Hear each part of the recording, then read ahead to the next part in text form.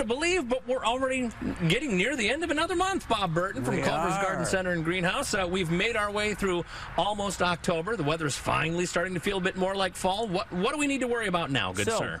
People are always concerned about doing fall cleanup, and Iowans in general kind of like to clear cut everything in the fall for some reason, but there's some things that should not be cut back. Okay.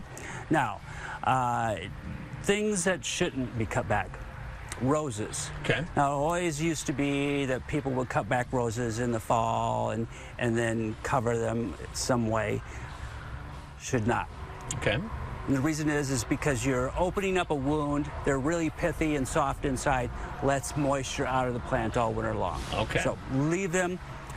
Do the soil mound around the bottom.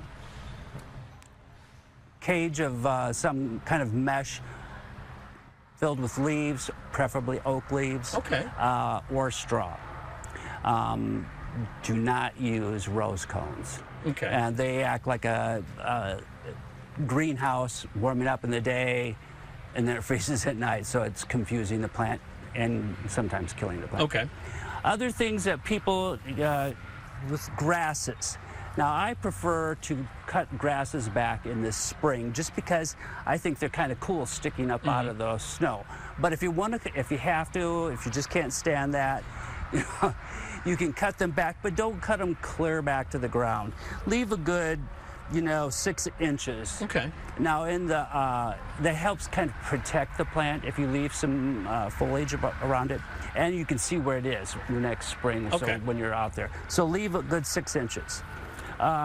Another plant that absolutely should not be trimmed back in the fall would be lavender. Now, lavender, can be tricky here in Iowa because of our soil is so heavy.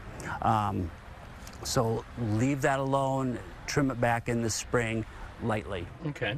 Another plant that should not be pruned back in or cut back in the fall is heuchera. Okay. And heuchera comes in lots of different colors. But again, too, it kind of helps protect the plant over the winter. And sometimes you'll get leaves that make it through the winter, that don't turn brown, and they're still viable in the spring. So I'm going to ask you a controversial question. All right. Leaves in the yard, since we're talking about cleaning up. Do you leave them? Do you bag them up? Nope, bag them up. Okay. Bag them up because you don't want that compaction on top of your lawn. Okay. Because you can get mold down in there. Yeah, so it mats it down, rots the grass out. So other plants, this is a penstemon, really soft, kind of fleshy leaves, definitely a cut back in the fall. And again, too, you don't want to cut it clear back. Okay. You're going to want to leave, 2.5, 3 inches. Again, helps protect the crown of the plant, and you can see where it was. Daylilies, another kind of soft, very moist leaf.